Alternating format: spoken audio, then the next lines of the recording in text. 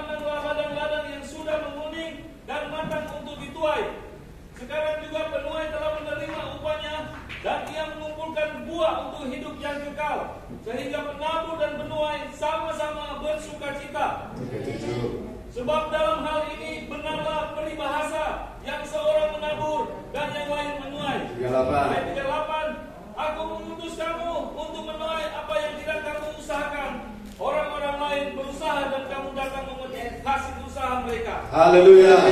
Puji Tuhan, silakan duduk. My food is to do the will of God.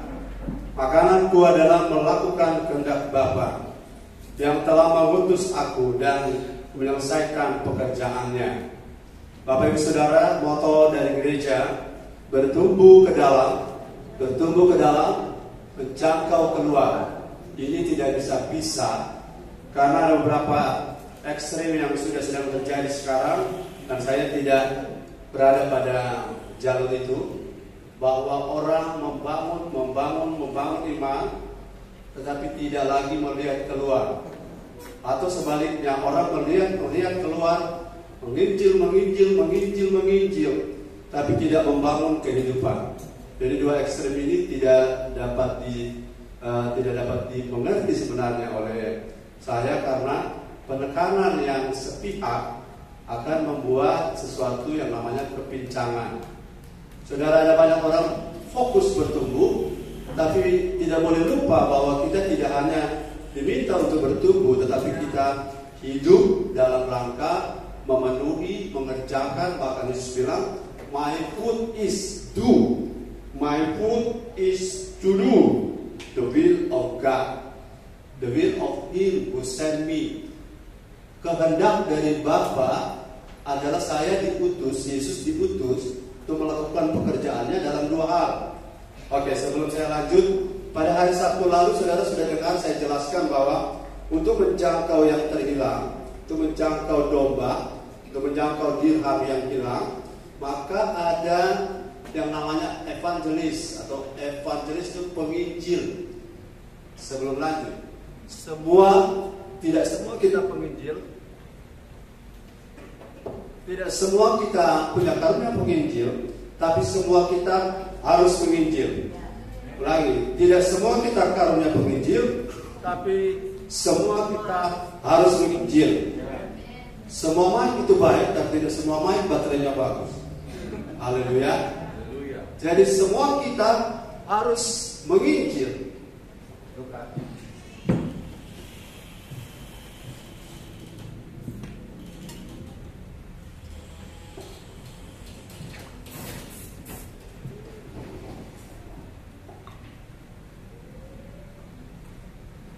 Sebenarnya mic ini tidak boleh disemprot, tapi sudah disemprot. Haleluya.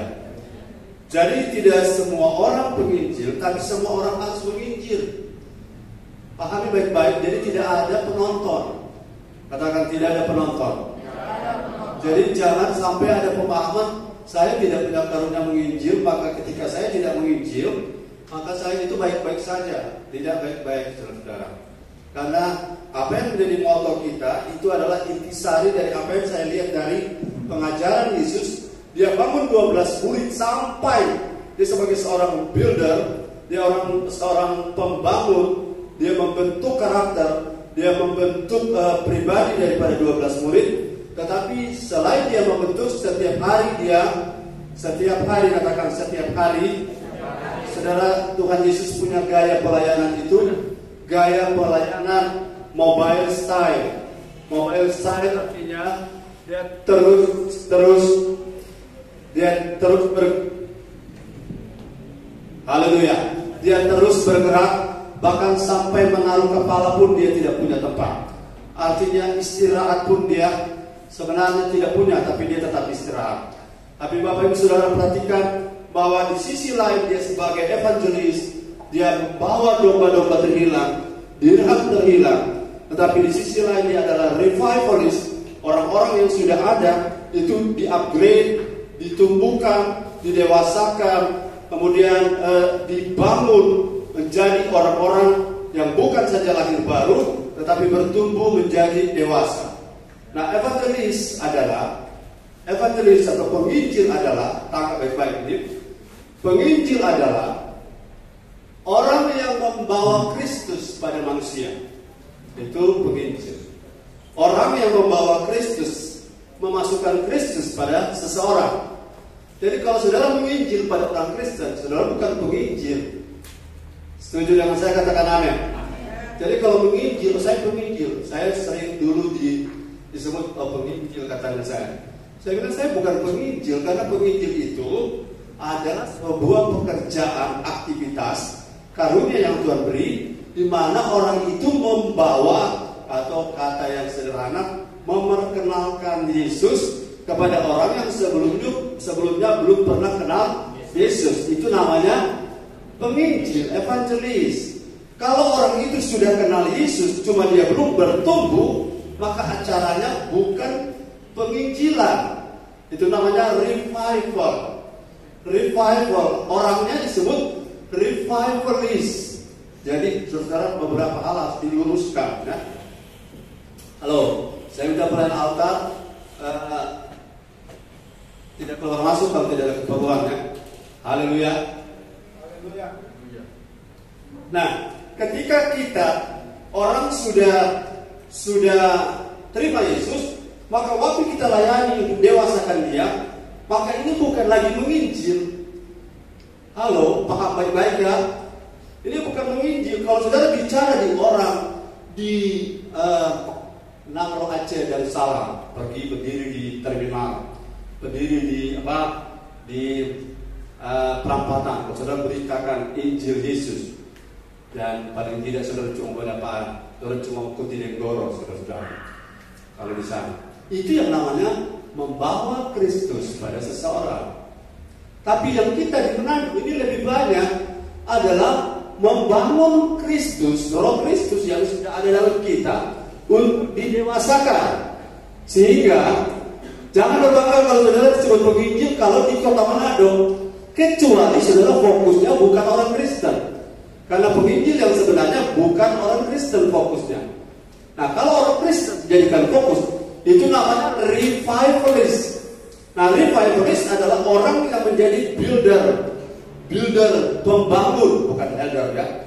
Pembangun atau yang membuat orang sadar tentang statusnya, rohnya.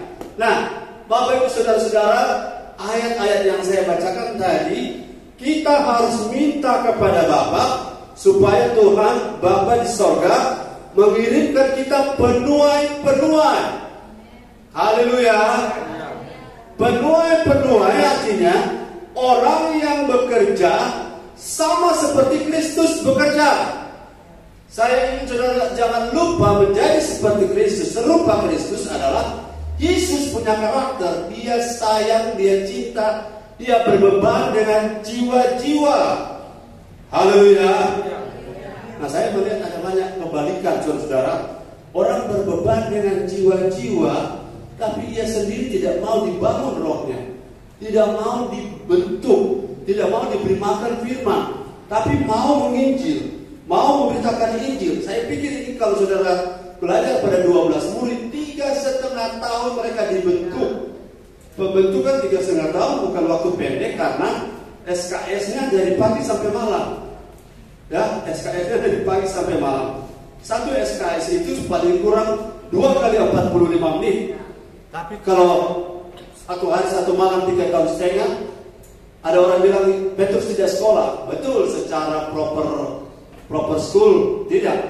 Tapi dia belajar dengan Yesus 3,5 tahun. Luar biasa lamanya. Jadi, apakah saya harus dibangun dulu baru saya menginjil? Tidak. Apakah saya harus terbangun total selesai dulu baru saya memberitakan Injil? Tidak. Kita bersamaan paralel sementara kita dibangun. Jangan pernah lupa bahwa kita terpanggil bukan hanya untuk diri kita sendiri. Kita tidak diutus hanya untuk diri kita sendiri, gereja kita sendiri, tapi kita untuk orang banyak dibawa kepada Kristus. Jangan jadi gereja yang egois. Katakan, saya tidak mau egois. Kenapa? Karena ada banyak gereja egois. Saya tunjukkan sebentar, tapi tidak bermaksud mendiskreditkan siapa-siapa. Ya. Tuhan Yesus menggambarkan kegerakan rohani akbar di zaman mana ada banyak jiwa-jiwa yang sudah sedang berdatangan, seperti ladang yang sudah menguning dan sudah siap dituai. Saya tanya, kalau saudara punya ladang yang namanya padi, tanaman padi atau gandum, kalau saudara menuainya, apakah menuai itu boleh ditunda? Boleh ditunda. Kalau penundaan itu terjadi pada tanaman padi atau gandum, maka pada umur tertentu padi itu di batangnya sudah mulai bertumbuh atau mengeluarkan apa? Atau kalau dia roboh ke tanah, dia akan mulai menjadi benih lagi atau rusak, ya. Jadi ketika kita menginjil atau beritakan keselamatan, itu ada dua hal. Waktu yang tepat dan orang yang tepat. Waktu yang tepat dan sasaran yang tepat. Dan bagaimana waktu tepat dan sasaran tepat ini perlu kita minta pada Tuhan. Tuhan, pertemukan saya dengan orang yang tepat dan waktu yang tepat. Haleluya.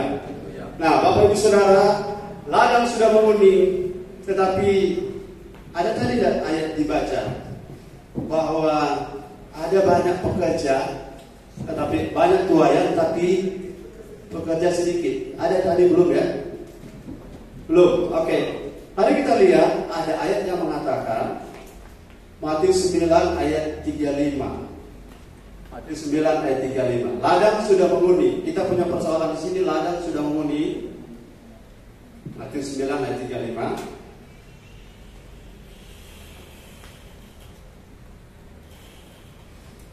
Matius 9 ayat 35 firman Tuhan, demikianlah Yesus berkeliling ke semua kota dan desa. Dia mengajar dan rumah-rumah ibadat dan memberitakan Injil kerajaan surga serta melenyapkan segala penyakit dan kelemahan. 36 sampai 38. Melihat orang banyak itu, tergeraklah hati Yesus. Ia oleh belas kasihan kepada mereka, karena mereka lelah dan terlantar seperti domba yang tidak bergembala. Maka katanya kepada murid-muridnya, tuayan memang banyak, tetapi pekerja sedikit. Ayat 38. Karena itu mintalah kepada Tuhan yang punya tuayan, supaya ia mengirimkan pekerja-pekerja untuk tuayan itu. Haleluya. 30 berapa itu? 38 ya. 37. Dan Tuhan Yesus berkata kepada murid-muridnya, tuayan banyak, tetapi pekerja sedikit. Mari kita analisa dulu ini kalimat. Tuayan banyak, pekerja sedikit. Saya punya analisa begini. Kalau dari gereja sebelumnya saya bekerja, itu ada sekitar 15 sekolah kitab seluruh Indonesia. Dan setiap tahun itu menghasilkan kurang lebih 100, minimal 100 anak sekolah kitab. Jadi kalau 15 berarti ada 1.500 siswa yang ditamatkan dari sekolah kitab setiap tahun. Setiap tahun ada 1.500. Jadi kalau saya perhatikan dan bandingkan dengan orang yang belum sekolah kitab yang awam yang mau melayani di ministry, itu banyak sekali.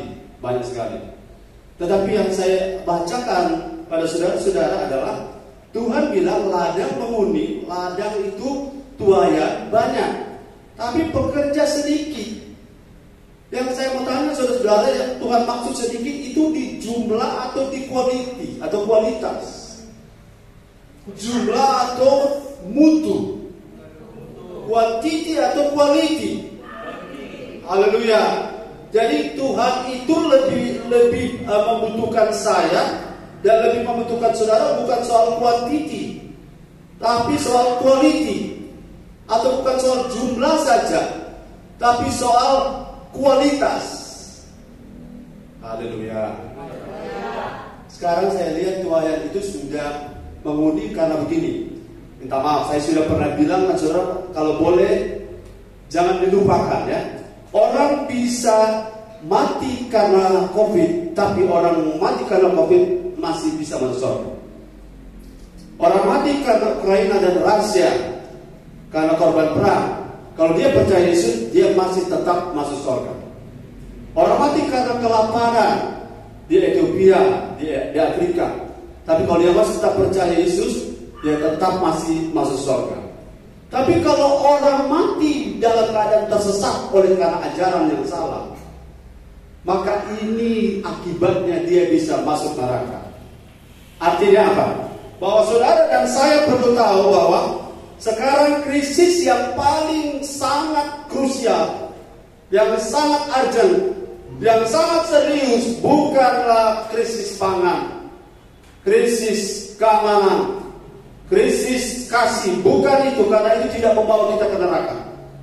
Tetapi yang membawa kita ke neraka adalah krisis ajaran. Haleluya. Krisis ajaran. Ajaran itu bagaimana?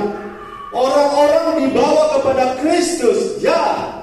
Tapi orang-orang sampai dibawa kepada Kristus tidak diapa-apakan untuk menjadi seperti Kristus.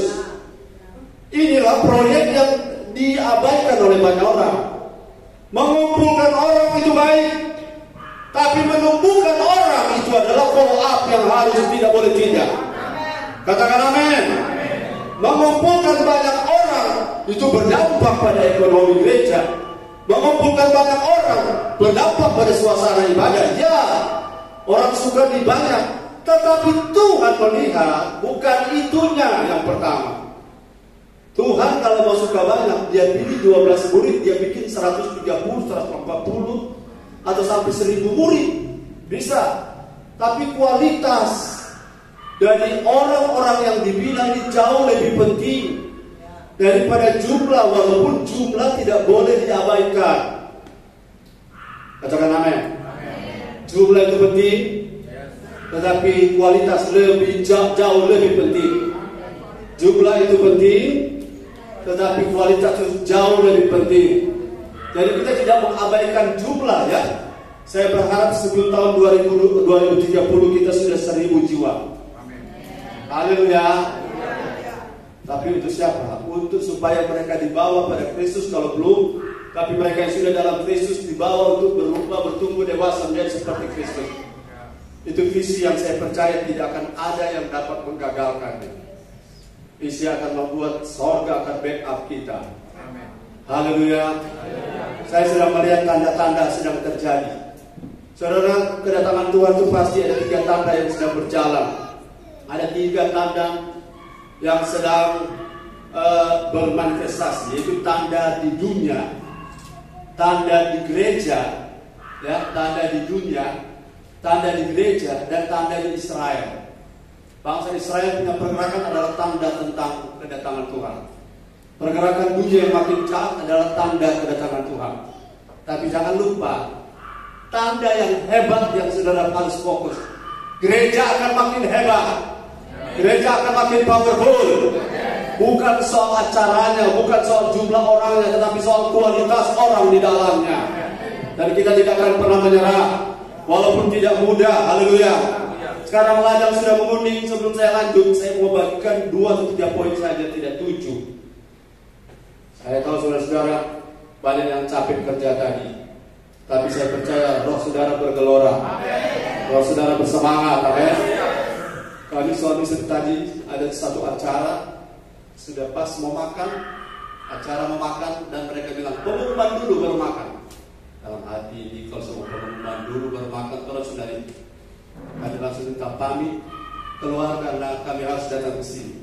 Makan itu penting, tapi jauh lebih penting kalau saya cari saudara, saya bertemu Tuhan, dia adalah Tuhan. Dan saya lakukan sesuatu, saya langsung keluar dari sana bersama istri. Dan saya percaya ada tujuan Tuhan kita ada di sini. Dan beban yang saya ingin bagikan, sebelum saya lanjut, saya cerita sebuah cerita yang sudah pernah dengar, jangan dibantu saya, ya. Haleluya. Ada satu kali, saudara, seorang tuan punya 2 asisten. Tuan ini punya ladang. Ladangnya sangat luas sehingga dia memiliki gudang sangat besar. Dan traktor, beberapa traktor yang bisa pakai untuk menuai. Sebelum Tuhan pergi, dia pesan begini, saya kasih kamu dana, tapi dana ini saudara punya mata fokus kepada menuai, ya. Jangan dulu ke membangun. Membangun dalam arti membangun manusia laut itu kita sedang tidak bicarakan sekarang. Saya sedang fokus saudara menuai. Ketika tuannya pergi, ini bagian traktor dan bagian gudang, kan pesannya satu, tuai itu padi atau gandum sebelum badai datang, karena menurut perkiraan cuaca sudah pasti akan ada badai beberapa hari kemudian. Nah, ketika tuannya pergi, 2 asisten ini mengerjakan tugas mereka dengan dana yang diberikan. Yang satu pergi servis traktor, dia ganti oli, kemudian dia pikir, dibantu, ganti DP ban. Kalau dia DP cat di traktor ini supaya senyala kincrong, senyala kilat, dia pergi tanpa duko dan dia cat sampai mengkilat traktor. Dan satu bagian gudang, dia lihat gudangnya sudah mulai ada yang reot, sehingga mulai rusak. Dia mulai pelan-pelan ganti, dia rapikan dan dia cat. Yang saya maksud ini bukan membangun itu salah ya, memperbaiki traktor itu salah, tapi mempergunakan waktu yang diberikan itu cuma beberapa hari. Nah saudara, ketika Tuhannya kembali menjelang badai itu tiba, dia tanya bagaimana bagian traktor. Aduh Tuhan, saking sibuknya kita bikin gagal di traktor, dan sudah ada waktu pilih panen. Haleluya. Kemudian yang satu saking sibuknya perbaiki gudang, dia sudah sempat dia tuh gandum. Dan kemudian sekarang sudah kami akan bergerak. Tuhan bilang tidak, terlambat. Sudah terlambat. Lihat badai sudah di depan. Kenapa? Saya sudah pesan tuai sekarang, bukan nanti. Karena jiwa-jiwa itu tidak menunggu. Katakan amin. Ada berapa banyak orang kita saudara berpangku tangan. Memang ada waktu Tuhan bilang berdiam diri untuk hal-hal tertentu. Tapi untuk jiwa-jiwa kita tidak pernah diperintah untuk diam diri, untuk berpangku dada. Jangan salah paham saudara ya. Tetap kita paralel, membangun dengan bertumbuh ke dalam dan menjangkau keluar. Nah, ada waktu sekarang saya ingin memperlihatkan kenapa Tuhan bilang ada banyak tuanya tapi bekerja sedikit. Kenapa ada banyak tuanya tapi bekerja sedikit? Jadi Tuhan tidak fokus pada jumlahnya. Karena faktanya banyak sekali pendeta, banyak sekali evangelis, banyak sekali ministry, tapi fokusnya mungkin. Saya tunjukkan kepada saudara. Yang pertama, alasan mengapa pekerja-pekerja di mata Tuhan itu sedikit. Karena tadi ayat yang ke-35, Pak Robi baca kembali Matius 9 ayat 35. Matius 9 ayat 35, demikianlah Yesus berkeliling ke semua kota dan desa. Ia mengajar dalam rumah-rumah ibadat dan memberitakan Injil Kerajaan Sorga, serta melenyapkan segala penyakit dan kelemahan. Ayat 36, melihat orang banyak itu, tergeraklah hati Yesus oleh belas kasihan kepada mereka, karena mereka lelah dan terlantar seperti domba yang tidak bergembala. Ayat 37, maka katanya kepada murid-muridnya, tuaian memang banyak, tetapi pekerja sedikit. Ayat 38, karena itu mintalah kepada Tuhan yang mempunyai tuaian, supaya ia mengirimkan pekerja-pekerja untuk tuaian itu. Haleluya. Mintalah kepada Bapa, dan saya sebagai gembala sedang berdoa hari-hari ini. Bahkan saya sedang berkomitmen untuk tercapainya jiwa-jiwa. Kita berdoa untuk 50 jiwa dan Tuhan sudah berkati tinggal 44. Sudah saya ada punya komitmen pribadi, tapi ini pribadi. Sampai jumlah ini genap, saya belum akan makan daging babi, walaupun babi putar itu enak. Jadi kalau nanti dia genap ini 50 jiwa tahun depan, sampai tahun depan. Juga satu makanan yang saya suka, pizza. Sampai jumlah ini selesai baru kita memakan. Maka kalau minggu depan dia selesai, seboleh minggu depan. Haleluya. Karena yang Tuhan cari pada kita adalah hati kita kepada jiwa-jiwa. Hatimu ada di mana? Haleluya. Setiap kali kita melihat orang, halo gereja kita, kalau melihat orang jangan lihat begini. Ada rupa di bro yang sesini rupa potensi sekali orang. Kalau orang bergabung dan ke gereja paling sampai kipas angin boleh tambah satu.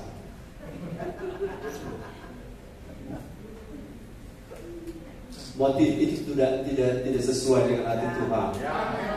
Haleluya. Ada kultur dari sana orang dapat dia. Paling tidak orang BAC itu tambah satu. Motif ini harus bersih.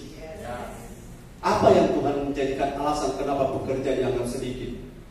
Perhatikan apa yang perasaan apa yang muncul ketika Yesus melihat jiwa-jiwa? Belas kasihan. Haleluya. Belas kasihan.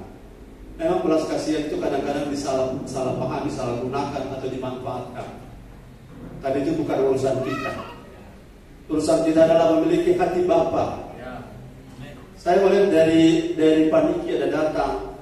Saudara mungkin cuma lihat mereka itu tiba di sini, tapi saudara tidak lihat mereka naik motor berapa kali. Haleluya. Mereka saudara lihat ada di sini. Tapi saudara tidak lihat dorong mandi jam berapa. Mungkin sudah jam 4 dorong mandi.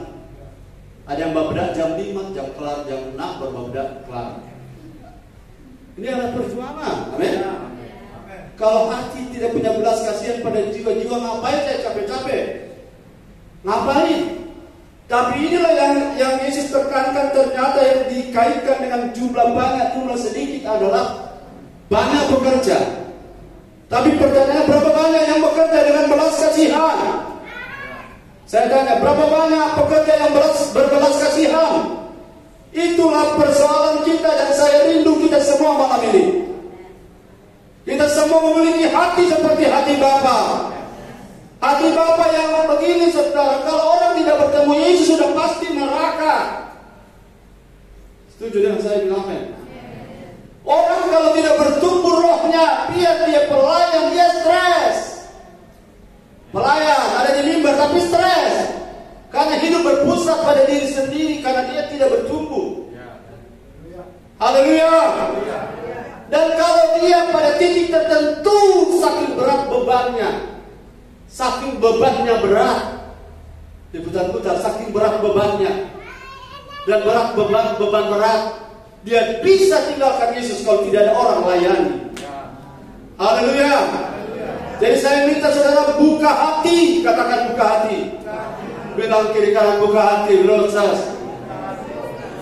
Bagaimana kita membuka hati tetapi diri sendiri tidak ada pembawa? Hari ini kalau kita bisa buka hati untuk jiwa-jiwa, otomatis untuk diri kita sendiri kita juga terbuka hati. Haleluya. Beri tepuk tangan bagi Tuhan. Lihat orang objek dari pelayanan kita dari sisi belas kasihan. Kalau dengan belas kasihan, saudara tidak akan berhitung. Haleluya. Haleluya. Nanti kalau dia bergabung dengan orang, dia bicara main musik pedasnya begitu, kalau kita nanti dia mau kasih kalah. Hati memang mesti siap. Amin. Hati mesti siap. Haleluya. Kalau tuh cewek cantik itu bergabung di sini, selama ini kita yang tercantik, semua nomor 2 kita. Haleluya. Hati mesti beres. Amin. Satu kali itu bapak sana gabung, orang sini kebetulan dia orang banyak doi, loh kita nih paling banyak doi di sini. Kalau dia gabung kalah kita. Haleluya. Sedang diser dengan temannya tertawa terus dari tadi. Rupanya ada pencerahan ini. Haleluya.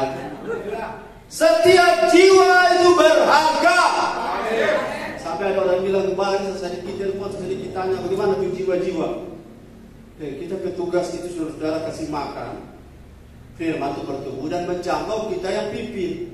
Makanya kita kirim sesuatu supaya motivasi saudara-saudara. Jangan lupa karena salah satu agenda yang Allah mau adalah bawa orang bawa orang kepada Kristus. Yes, amin. Itu amanat agung, amin. Tapi ada amanat yang bukan lebih tinggi atau lebih besar. Amanat itu orang yang sudah dalam Kristus, bahwa dia bertumbuh menjadi seperti Kristus. Para evangelis membawa orang kepada Kristus, dan para revivalis membawa orang menjadi seperti Kristus. Saudara di gereja ini sedang dilakukan sesuatu. Saudara sedang dibawa menjadi seperti Kristus. Walaupun ini tidak mudah, saudara. Haleluya. Sedang orang lapar cuma mau minta makan sampai orang mau tadi waktu habis saudara. Cuma gara-gara lapar. Haleluya. Orang gara-gara kerajaan Allah, jangan mau bilang waktu habis saudara, Anda. Tapi harus dengan hikmah, amin. Tapi jangan maksa bodoh. Kalau bilang kita jangan maksa bodoh. Haleluya. Selama hidup jadi Kristen belum pernah bawa jiwa, harus berubah hari ini. Haleluya. Selama hidup jadi pelayan belum pernah bawa jiwa, harus berubah hari ini. Haleluya. Beri tepuk tangan bagi Tuhan. Setiap kali Yesus saya sudah bilang tadi melayani dengan gaya mobile style. Dia tidak pernah ada di satu tempat dalam waktu yang lama tanpa berpindah. Karena dia punya waktu hanya 3,5 tahun. Dan ketika dia bergerak, selalu dia tergerak oleh belas kasihan. Saudara dan saya tidak dihitung pekerja kalau tanpa belas kasihan. Katakan amin. Tanpa belas kasihan pada jiwa-jiwa. Orang kalau tanpa belas kasihan pada jiwa-jiwa, ketika naik di mimbar yang dia tunjukkan adalah show force. Menunjukkan saya bisa. Saya bisa khotbah. Saya juga pelayan. Itu show. Kita bukan show. Haleluya. Gembala saudara tidak show. Apa yang saya lakukan ini adalah beban. Haleluya. Beban adalah titik awal dari sebuah visi. Dan beban menghasilkan visi, dan visi menghasilkan misi. Dan misi menghasilkan capaian yang sesuai dengan kehendak Allah. Kita tidak kejar target, tapi kita memenuhi agenda, dan hati Bapa harus ada pada kita. Berhentilah egois. Haleluya. Egois itu begini: Bapa di surga, berkati gereja kami, berkati rumah tangga kami, berkati usaha kami, berkati rumah kami, berkati anjing kami, kucing kami. Haleluya. Kelihatannya rohani ketimbang orang tidak berdoa. Betul? Tapi arah dari doa kita harus melihat keluar. Kalau kita sudah selamat, puji Tuhan. Memang mungkin saudara akan berpikir bagaimana kita menumbuhkan dia. Bukan itu saudara-saudara. Paling tidak saudara bisa membuat orang yang sudah memiliki Kristus tapi jauh dari Tuhan itu dikembalikan. Nanti kita di gereja yang akan menumbuhkan dia. Haleluya. Saudara ada punya kasih enggak? Saudara punya kasih itu begini. Tega enggak saudara melihat ada orang yang sedang berjalan menuju api neraka? Ada orang yang sedang berjalan menuju api neraka. Contohnya bertahun-tahun tidak ibadah, bertahun-tahun tidak tahu Tuhan, tapi Kristen. Dia sedang berjalan menuju kebinasaan. Dan saudara lihat dia, saudara terhalang dengan apa? Nanti apa kata orang? Nanti daerah dia tolak. Nanti orang bilang saya rohani. Nanti orang bilang anak penginjil so. Jadi kalau keterhalangan ini menjadi alasan bagi kita, sebenarnya ini yang harus kita dobrak, yang harus kita runtuhkan dalam rangka mengekspresikan belas kasihan yang sejati. Haleluya. Orang butuh makan sembako, ya kita memberinya sebagai belas kasihan. Tapi belas kasihan yang tertinggi adalah kita membawa orang berbalik dari jalannya yang salah. Kita membuat orang berbalik dari jalan yang keliru. Itulah belas kasihan yang mahal. Terima kasih untuk saudara-saudara yang sudah berbeban untuk jiwa-jiwa. Karena saya bisa lihat dari situ, saudara punya hati seperti hati Bapa di surga. 2 Petrus 3 ayat 9. Coba lihat. Apa yang ada di hati Bapa harusnya ada di hati kita. Jangan puas saudara-saudara kita sudah jadi pelayan, jadi Kristen, kita sudah setia, tapi lihat ayat ini. Apa yang ada di hati Yesus, hati Bapa. 2 Petrus 3 ayat 9, firman Tuhan tidak lalai menepati janjinya. Sekalipun ada orang yang menganggapnya sebagai kelalaian, tetapi ia sabar terhadap kamu. Karena ia menghendaki supaya jangan ada yang binasa, melainkan supaya semua orang yang berbalik dan bertobat. Haleluya. Ada 3 isi hati Bapa soal orang-orang terhilang. Yang pertama adalah ayat itu tadi bilang apa? Yang pertama ada 3 isi hati Bapa.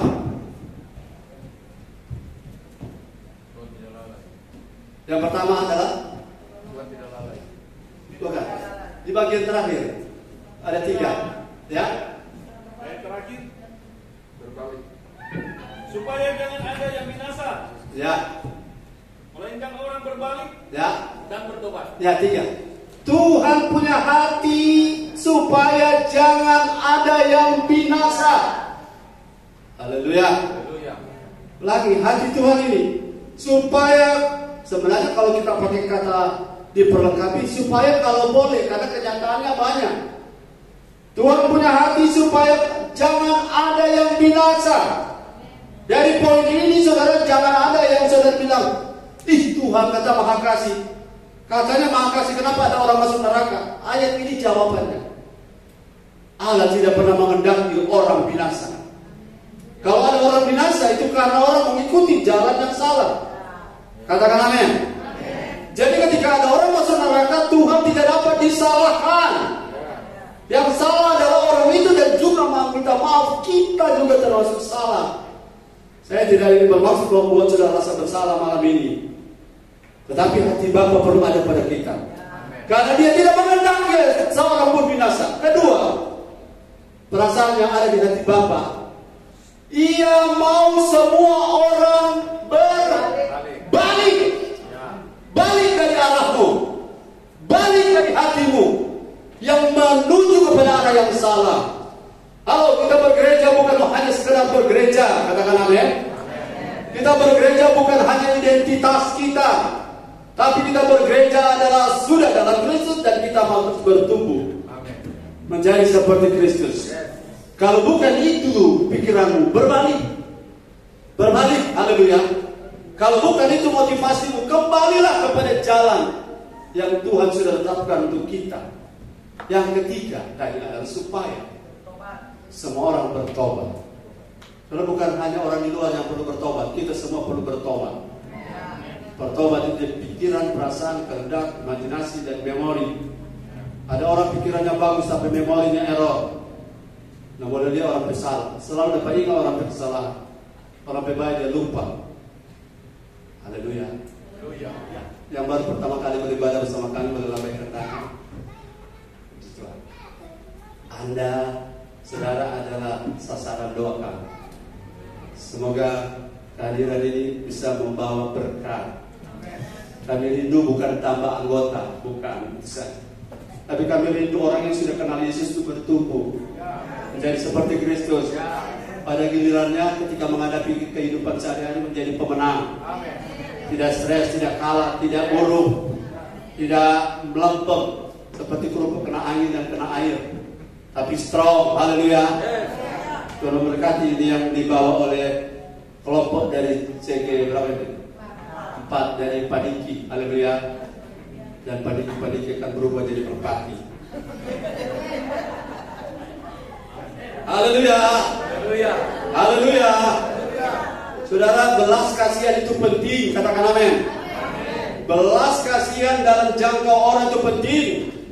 Karena dengan belas kasihan kita tidak berhitung bensin kita. Dengan belas kasihan kita tidak berhitung dengan gas dan kopling dan rem yang kita pakai untuk jemput sana jemput sini. Itu belas kasihan yang membuat kaki kita kuat. Belas kasihan yang membuat dompet kita tidak istilahnya pakat keluar. Sudah kemarin ada doi ojek kenapa? 5.000. Pak jalan tiap minggu mana minta doi ojek begitu ya. Karena ini belas kasihan untuk menolong supaya bisa naik toh. Jangan tinggal terus di bawah begitu. Menolong orang untuk jadi lebih baik, bukan menolong untuk orang ketergantungan. Jelas beda ya. Menolong orang untuk naik level, bukan menolong orang untuk ketergantungan. Kalau mulai ada orang ketergantungan seperti ini, mulai dikasih naik level ke dia. Kasih info bahwa kami bantu agar supaya bisa satu waktu kamu bisa bantu orang lain. Katakan amin. Haleluya. Ada 3 hati Bapa tadi apa? Lupa. Supaya jangan ada orang yang binasa. Supaya semua orang berbalik dan supaya semua orang bertobat dari jalannya yang salah. Hati yang penuh belas kasihan Bapa itu yang membuat pekerja-pekerja di mata Tuhan itu sedikit. Dan kalau pekerja-pekerja punya belas kasihan itu bertambah, maka saya yakin tuayan bukan masalah. Dan saya yakin di sini pekerja-pekerja akan bertambah. Pekerja bukan status, haleluya. Tapi pekerja yang kualitasnya, haleluya. Kadang-kadang kita hari Minggu harus bangun jam 7 pagi karena mau jemput jiwa.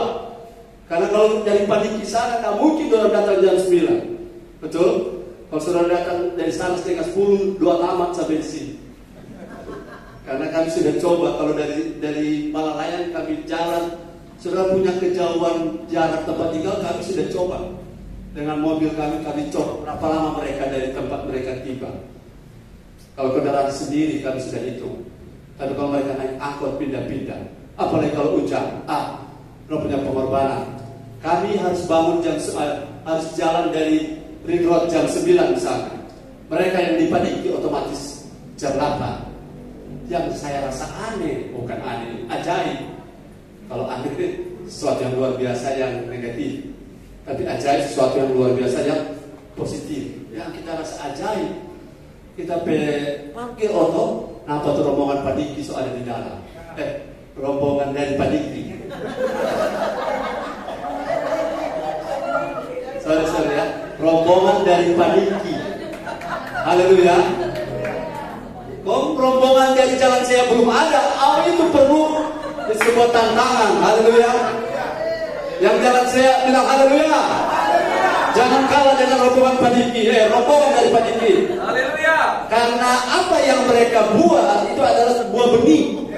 Amin. Dan kalau benih itu bertumbuh, orang sesuatu menarik sesuatu. Amin. Orang-orang seperti mereka dalam hal jam ibadah akan datang ke sini. Dan kita akan sudah satu waktu di mana tempat duduk. Kebetulan ada topik kursi sudah cukup. Yang kita heran topik kursi ini yang merah itu makin lama makin kurang. Ini jiwa-jiwa jaga bawa nak. Maksud saya ini kursi-kursi ini kita tahu dia boleh berkurang, tapi bukan itu urusan kita. Yang penting jiwa-jiwa bertambah karena Tuhan. Haleluya. Dan saya yakin saudara, orang-orang yang penuh belas kasihan itu yang sedang Tuhan cari sekarang. Orang cari orang-orang penuh belas kasihan. Yang oto-oto kecil ganti oto besar. Amin. Kenapa? Memuat penumpang, memuat jiwa-jiwa. Haleluya. Ada satu jemaat yang kemarin kita semua beli oto yang 16 tanpa duduk. Boleh. Itu apa? Muat anggota kerajaan Allah. Silakan. Haleluya. Puji Tuhan. Yang saya ingin bagikan, bekerja tanpa kasih itu akibatnya Filipi 1:15-16. Filipi 1:15-16. Saudara lihat. Filipi 1:15 dan 16 firman Tuhan. Ada orang yang memberitakan Kristus karena dengki dan perselisihan, tetapi ada pula yang memberitakannya dengan maksud baik. Ayat 16, mereka itu memberitakan Kristus karena kasih, sebab mereka tahu bahwa aku ada di sini untuk membela Injil. Kalau kita membaca ulang tadi, Filipi 1 ayat, mereka memberitakan Injil karena membela Injil. Membela. Ayat 16. Membela Injil. Ayat 16. Mereka ini memberitakan Kristus karena kasih, sebab mereka tahu bahwa aku ada di sini untuk membela Injil. Iya. Ternyata saudara ada orang menginjil dengan dengki. Betul? Apakah orang menginjil dengan dengki ada kasih? Tidak. Yang dengan dengki itu begini. Selama tuh gereja ini itu jiwa cuma 10 terus. Orang menginjil dulu bro. Supaya apa? Supaya orang di sana boleh tahu nih. Orang di sini boleh tangga jiwa, cuma orang boleh. Itu perasaan itu kelihatannya rohani bukan? Tapi itu dengki. Kemudian ada perselisihan. Perselisihan itu begini saudara. Tahu enggak? Di sini lebih bagus dari di sana. Saudara di sana itu di sini lebih bagus. Saya justru terbalik, saya bilang kalau proses datang di sini karena di sana ada 10 masalah. Justru saya bilang di sini DP masalah 20. Karena kita tidak lebih baik dari orang lain. Kecuali kita jadi seperti Kristus. Tidak ada jaminan di sini tidak ada masalah. Tapi yang saya jamin saya bertumbuh jadi seperti Kristus, masalah tidak ada masalah lagi. Masalah bukan masalah. Karena masalah jadi masalah. Karena level rohani kita. Jadi sepanjang malam ini saudara jangan kalah dengan masalah. Jangan kalah dengan tantangan. Jadi jangan beritakan dengan adakan pernah kalau ada profesi. Oh, supaya terlebih jiwa-jiwa ini bertambah. Kita berdoa supaya gereja kacau. Semua profesi itu. Tapi itu tidak boleh ada di hati kita. Tidak boleh, mesti bersih. Amin. Dan perselisihan. Haleluya. Kita memberitakan Injil dengan kasih. Saya yakin saudara tangkap ini, paham ini atau poin ini. Ada pekerja-pekerja yang bekerja dengan maksud yang tulus, yang ikhlas, dan saya percaya pekerja-pekerja begini seperti ini ada di sini. Bahkan kita semua akan jadi seperti ini. Kita semua akan mengupgrade motivasi kita. Kita akan mengubah apa yang menjadi alasan-alasan di belakang kita yang masih kurang tepat. Jadi jiwa-jiwa baru yang beribadah bersama kami, yang kami rindu adalah kalau sudah terima Kristus, puji Tuhan. Dan kalau sudah terima Kristus, jangan berhenti di situ. Bangun hidupmu makin menjadi seperti Kristus. Dan disinilah tempat kami sama-sama untuk membangun rohani kita untuk bertumbuh menjadi dewasa. Tidak ada yang lain. Saya yakin saudara, kalau kita orangnya, meski orangnya tidak punya apa-apa, tapi kalau dia bertumbuh menjadi seperti Kristus, satu waktu dia akan punya segalanya. Tapi orang yang punya segalanya tapi dia tidak bertumbuh, kita tidak bisa mendapat apa-apa dari orang itu. Karena hati yang tidak seperti Kristus sulit sekali untuk bisa berasimilasi di kerajaan Allah. Hari ini, katakan hari ini, saya mau jadi pekerja. Sama-sama, hari ini saya mau jadi pekerja yang menjangkau jiwa dengan kasih. Haleluya, haleluya. Jangan biarkan apa yang lebih padamu itu tidak menutupi apa yang kurang pada orang lain. Haleluya. Paling tidak ada orang saudara-saudara kesepian, tidak ditegur, tidak ada teman. Bagikan perhatian, mungkin hanya halo apa kabar, shalom, maju terus, tetap kuat. Kalau tidak bisa ngomong, senyum saja. Haleluya. Haleluya. Motivasi orang-orang untuk terus maju, tetap kuat. Amin. Karena apapun yang saudara punya, walaupun orang lain punya lebih dari saudara tidak punya apa-apa, saudara masih punya hati. Yes, haleluya. Yang kedua, sampai 2 saja saya bilang tadi, atau 3. 2, bahwa tidak semua penuai. Mengapa Yesus bilang pekerja itu sedikit? Poin pertama adalah dihitung sedikit karena yang Tuhan cari bukan pekerja banyak, tapi bekerja tanpa belas kasihan. Kedua, dihitung sedikit karena, mari kita lihat Lukas 10 ayat 2 dan 3. Masih bersama saya bilang haleluya. Masih bergairah bilang haleluya. Saya rindu sekali terjadi pergerakan di gereja ini bukan karena siapa-siapa, tapi karena Kristus. Lukas 10 2 dan 3. Lukas 10 ayat 2 dan 3, firman Tuhan, katanya kepada mereka, tuayan memang banyak, tetapi pekerja sedikit. Ya. Karena itu minta kepada Tuhan yang mempunyai tuayan, Ya. supaya ia mengirimkan pekerja-pekerja untuk tuayan itu. Ya. Ayat 3, pergilah, sesungguhnya aku mengutus kamu seperti anak domba ke tengah-tengah serigala. Haleluya. Ayat 2 sama dengan Matius tadi ya. Matius 9 dengan Lukas 10 ternyata sama. Dan ini bukti bahwa Tuhan itu serius. Tuhan itu serius soal pekerjaan, soal quality, soal kualitas. Katakan kualitas. Kualitas yang pertama, pekerja jadi banyak di mata Tuhan kalau jumlah pekerja itu memiliki belas kasihan Kristus. Dan yang kedua, perhatikan baik-baik ayat 3. Aku mengutus kamu apa? Seperti domba di tengah-tengah serigala. Haleluya. Begini ceritanya saudara. Ada beberapa pertanyaan yang saya dapat hikmat, kemudian saya jawab. Bagaimana kita berada di antara orang-orang yang tidak percaya, atau di antara orang-orang Kristen tetapi tidak bertumbuh atau tidak mau bertumbuh? Bagaimana kita saudara? Pada saat-saat seperti ini saudara perlu apa? Di sini perlu kerelaan berkorban. Bukan kerelaan berkorban materi.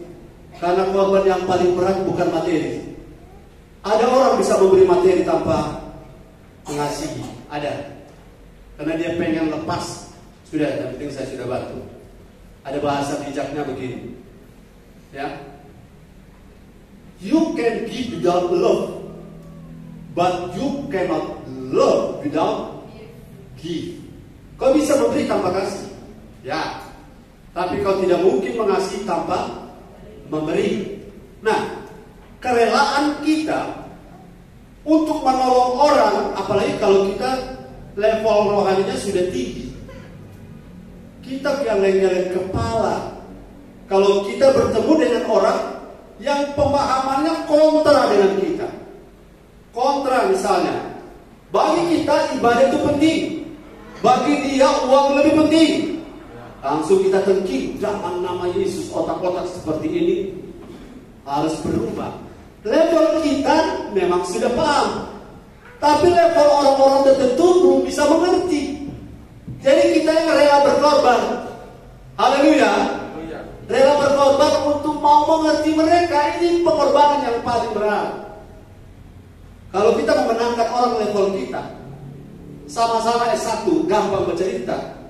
Mau memenangkan orang minta baca, orang harus jadi orang yang minta baca. Betul? Saya tadi masuk di sebuah bank, kemudian saya lihat tidak ada orang, cuma ada satu CS, customer service. Saya tidak ada tempat bertanya, jadi kita ditanya bantu CS satu orang itu. Bilang, Pak boleh tanya?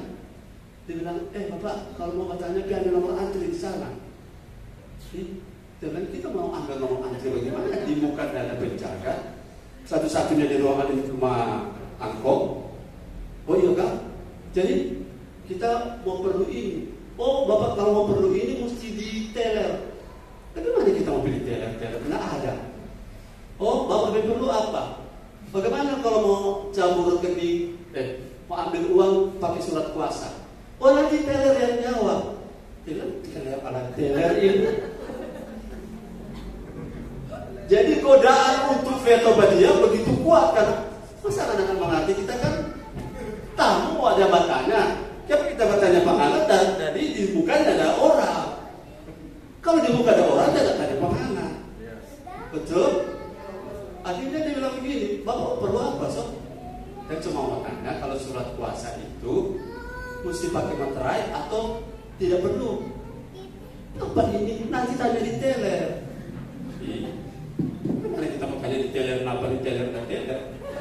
Artinya teller ada makan. Jadi Bapak mau apa dah?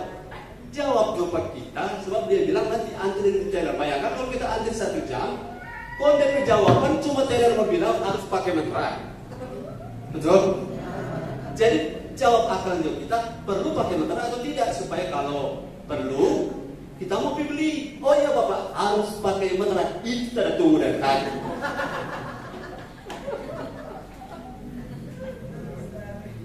Jadi kalau udah banyak orang begitu, coba mesti turun.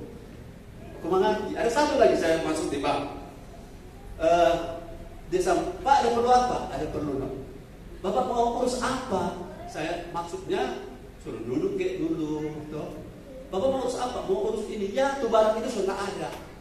Untuk orang ini nanti udah 20 toh. Terus begini. Ya itu barang ada dan yang ada kan kita mesti tanya Pak Moni toh. Kita mesti berkonsultasi. Kan 20 orang kayak salah seorang kan kita udah tambah antri. Oh iya Bapak mau antri? Ini orang pelayanan ini belum pernah ikut kelas pra pelayanan.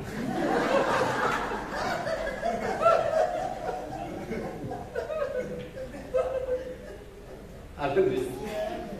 Jadi intinya saudara kalau mau menangkan orang, tolong mesti turun level. Haleluya. Saudara bilang begini. Besok ibadah jam 10 ya.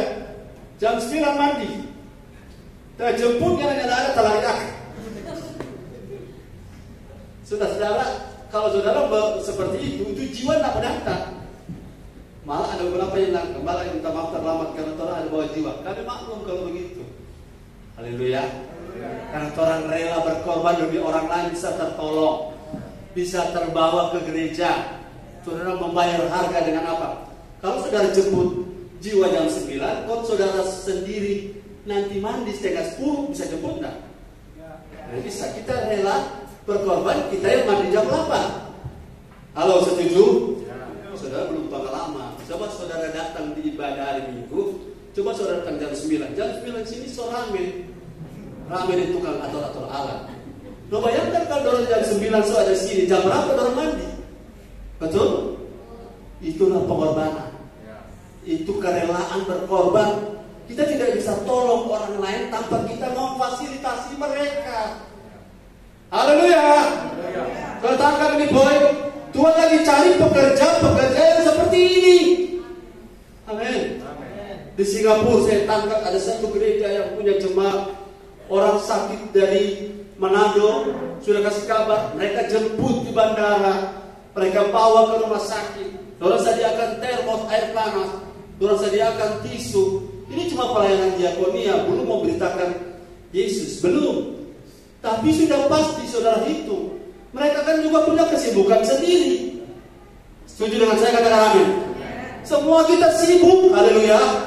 Bahkan kadang kali minta maaf, kami terbuka saja, harus karena pelayanan, karena demi kepentingan jemaat, kami harus makan di mobil. Kadang tidak makan, oleh karena memang waktu sudah tidak cukup. Tapi kalau mandi selalu mandi. Haleluya. Saya percaya jiwa-jiwa ini berharga. Dan kalau saudara menghargai mereka, tidak mungkin kita asal-asalan. Haleluya. Dan kalau kita asal-asalan, berarti kita bukan pekerja yang masuk kategori yang Tuhan minta. Dan kalau Tuhan minta, kita disuruh minta pada Bapa.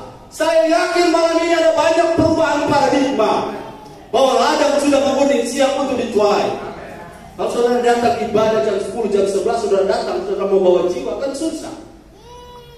Betul? Karena dibutuhkan hati yang rela berkorban. Saya melihat saudara ada pelayanan yang tidak siap menderita. Tadi kan Pak Robi sudah baca, kita menjangkau jiwa seperti domba di tengah-tengah serigala. Kadang-kadang air itu jadi tambah balik. Mengerti maksud saya? Kita yang jadi serigala, jiwa-jiwa baru jadi domba. Haleluya. Saya juga lihat ada orang yang belum bisa mengerti ini paham ini, tapi saya percaya Roh Kudus sedang bekerja. Roh Kudus sedang mengubah paradigma kita. Coba lihat Markus 10 ayat 45. Saudara mau jadi pekerja Kristus? Amin. Saudara mau jadi pekerja kerajaan Allah? Amin. Saudara lihat Matius 10 ayat 45. Markus 10 ayat 45. Karena Anak Manusia juga datang bukan untuk dilayani, melainkan untuk melayani dan untuk memberikan nyawanya menjadi tebusan bagi banyak orang. Haleluya. Ini kualitas yang Tuhan sedang cari di gereja sekarang. Oke, kita bertumbuh, yes. Tapi kita tidak bertumbuh dan berhenti. Kita bertumbuh dan kita memiliki kerinduan menjadi seperti Kristus. Menjadi seperti Kristus itu anak manusia. Kristus datang bukan untuk dilayani, tetapi untuk menjadi pelayan, untuk melayani. Mari berlomba. Saudara mungkin tidak punya karunia mainkan alat musik, tapi saudara punya kemampuan untuk menyapa teman baru di sampingmu. Haleluya. Cuma memberi salaman saja saudara itu sudah satu bagian dari pelayanan. Teguran, haleluya. Karena mereka datang saja itu sebuah mujizat.